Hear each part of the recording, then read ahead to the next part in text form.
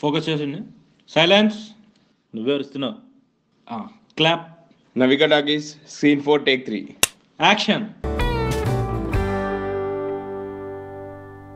దేవతలకు నాయకుడు, స్వర్గానికి అధిపతి, దేవలోకంలోని ప్రభుత్వంచే గాడ్ ఆఫ్ థండర్ అని బిరుదు పొందారు.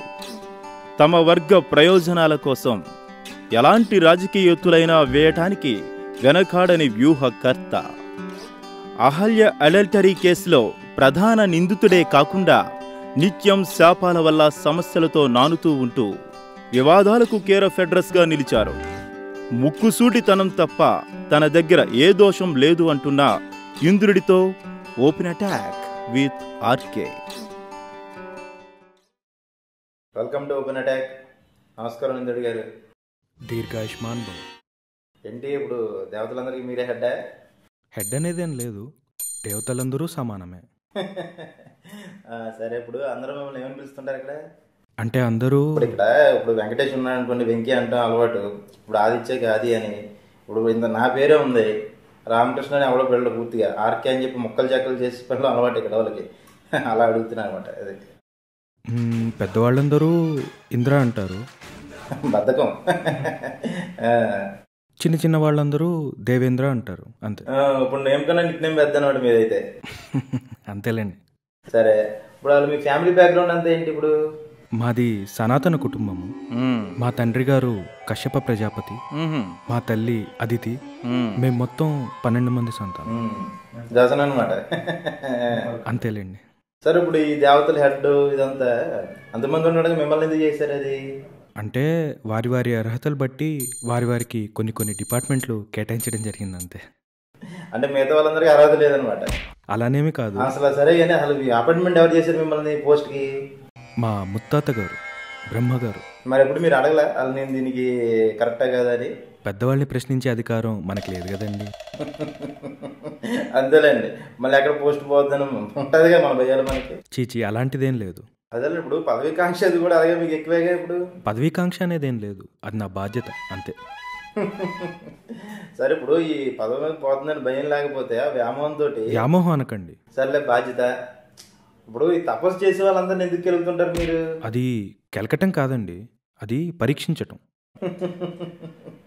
ఏది అమ్మాయిలు పంపించడం, పాముల చేత కనిపించడం, ఇదంతానా? ఇప్పుడు ఇక్కడ ప్రాసెస్ ఎలా ఉంటుందంటే, దేవుడు ప్రత్యక్షం కావాలి అంటే కామక్రోధ లోభాన్ని జయించి నిలబడిన వాడికే దేవుడు ప్రత్యక్షం అవుతాడు. కరెక్టే. దానికి ఎలిజిబుల్లా కాదా అని చెప్పి చిన్న చిన్న టెస్టులు పెడతాం. టెస్ట్ పేరైనా చేపలు మీకే అయ్యి తప్పదు కదా, మా డ్యూటీ మేము చేయాల్సిందే. అంతేలేండి. అది సరే, ఇప్పుడు అంత మంచి ఫ్యామిలీ బ్యాక్గ్రౌండ్లో పుట్టారు. అయితే తల్లిదండ్రులు అంత గొప్పవాళ్ళు, దేవతలందరికీ హెడ్గా ఉండి 10 మందికి మంచి చెప్పాల్సింది పోయి అది ఈ అమ్మాయిలు పెచ్చ, ఈ ముందు పెచ్చ ఎక్కడి నుంచి వచ్చింది మీకు? మీకు విషయం చెప్తాను వినండి. ఒక అబద్ధాన్ని 100 సార్లు చెప్తే అది నిజం అనుకుంటారు. అవును. ఇదంతా మన గురించి గిట్టని వాళ్ళు చేసే ప్రచారమే కానీ ఇందులో ఎటువంటి వాస్తవం లేదు. సరే, ఇప్పుడు రంభ, ఊర్వశి, మేనకలు అందరూ మీ దగ్గరగా ఉండేది?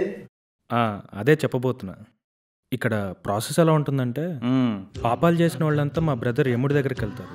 కరెక్టే. పుణ్యాలు చేసిన వాళ్ళు స్వర్గానికి వస్తారు. వాళ్ళని ఆనందపరచడమే మా డ్యూటీ. అందులో భాగంగానే ఈ అప్సరసలు వాళ్ళతో డాన్స్ పర్ఫార్మెన్స్లు ఉంటాయి. మీకున్నట్టుగా ఇక్కడ టీవీలు, థియేటర్లు మాకు అక్కడ ఉండవు కదండి. మామూలండి, ఎక్కడంటే టీవీ పెట్టేమంటే 100 ఛానల్ వస్తూ ఉంటాయి. ఇవాళ ఒకటి పుట్టుకోవద్దు, రేపు ఒకటి పోద్ది. అదేలేండి, మాకు అక్కడ అలాంటి ఫెసిలిటీస్ ఉండవు కదా. అది పెట్టించలేపారు లేదండి, అంటే హెడ్ ఆఫీస్ అది పర్మిషన్ ఉంటాయి. అప్డేట్ అవుతున్నారు కదా మీరు, ఒకటి పెట్టించండి. అంటే హెడ్ ఆఫీస్ పర్మిషన్ తీసుకోవాలి కదండి. అన్ని పర్మిషన్ తీసుకొని చేస్తారేంటి?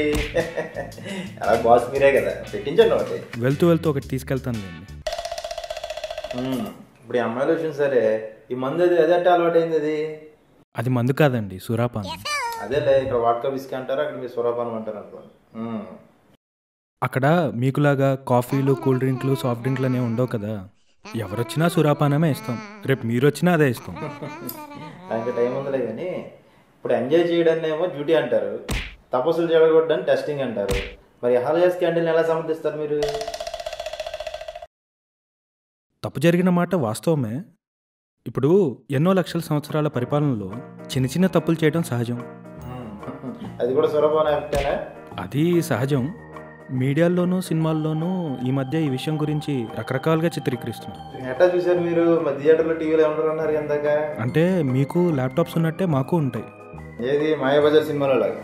ఆ, అంటే మాకు సంబంధించిన వీడియోస్ ఏమైనా ఉంటే మా శిష్యులు తీసుకొచ్చి చూపిస్తూ ఉంటారు. ఓకే. అయితే ఇంద్రా బాన్ ఫర్ ద పీపుల్ అని ఉంటే మాకోసమే తీసారేమో అని చూసాం.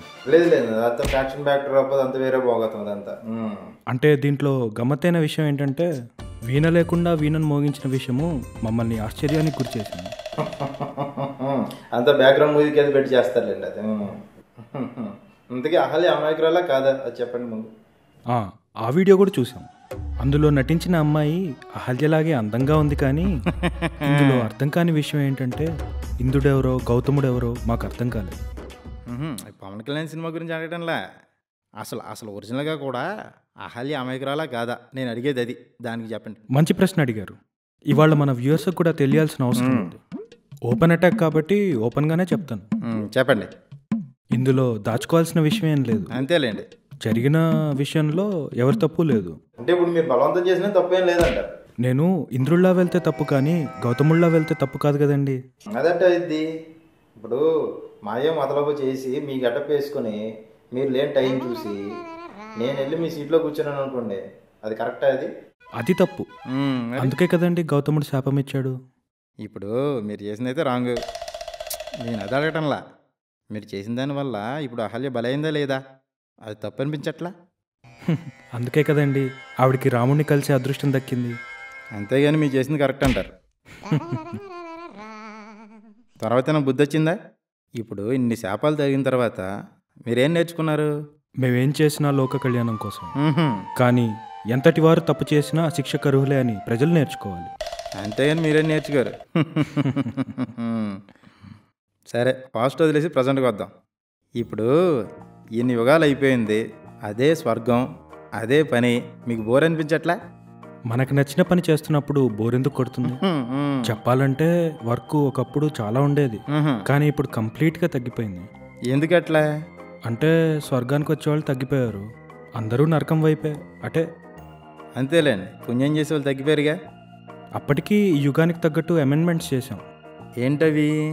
అవి చెప్పకూడదు సార్, కాన్ఫిడెన్షియల్. అట్లా కాదు, ఇప్పుడు ఈ షో చాలా మంది చూస్తారు, మీరు చెప్తేనే కదా ఇప్పుడు చెప్పేదాన్ని బట్టి జనాలు స్వర్గానికి రావడానికి ఏం పనులు చేయాలో చేస్తారు. అంటే ఒకప్పుడు పుణ్యం చేస్తేనే ఎంట్రీ ఉండేది, కానీ ఇప్పుడు పాపం చేయకపోతే చాలు అని మార్చాం.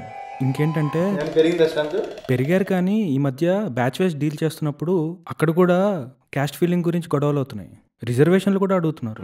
అక్కడ కూడా ఇక్కడ వాళ్ళే కదండి అక్కడ కూడా వచ్చేది. ప్రాణం పోయినా క్యాస్ట్ ఫీలింగ్ మాత్రం పోలేదు మాట. నరకంలో అయితే నాలుగు కోసి నూనెలో వేస్తారు, కానీ మా దగ్గర చాలా ఫ్రీడమ్ ఎక్కువైపోయింది. ఫ్రీడమ్ అంటే రెచ్చిపోతారులేండి.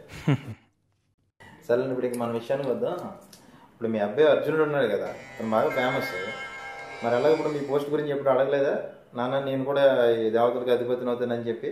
అర్జునుడికి ఏంటంటే అండి ఇటువైపు పెద్దగా ఇంట్రెస్ట్ లేదు. ఇప్పుడు అదేం లేదు, ఇక్కడ ఉందంటే ఇప్పుడు సీఎం కొడుకు సీఎం, స్టార్ కొడుకు స్టార్ అని అనుకుంటా ఉంటారు. అలా అక్కడ కూడా అలాగేమైనా ఉందేమో అని అడిగా అంతే. అలా ఏం లేదు. ఒకసారి అర్జునుడు నేను అడిగాను, ఎరా ఇటువైపు ఏమైనా ఇంట్రెస్ట్ ఉందా, ఏమైనా చేస్తావని అడిగాను. అర్జునుడికి ఏంటంటే కృష్ణుడితో బాగా క్లోజ్. అదేలే, యుద్ధంలో కూడా మెయిన్ వాళ్ళిద్దరే మెయిన్ కదా. వాళ్ళు ముందు నుంచి చాలా బాగా క్లోజ్. ఓకే, గీతా పురాణం కూడా ఫస్ట్ చెప్పింది అబ్బాయికే.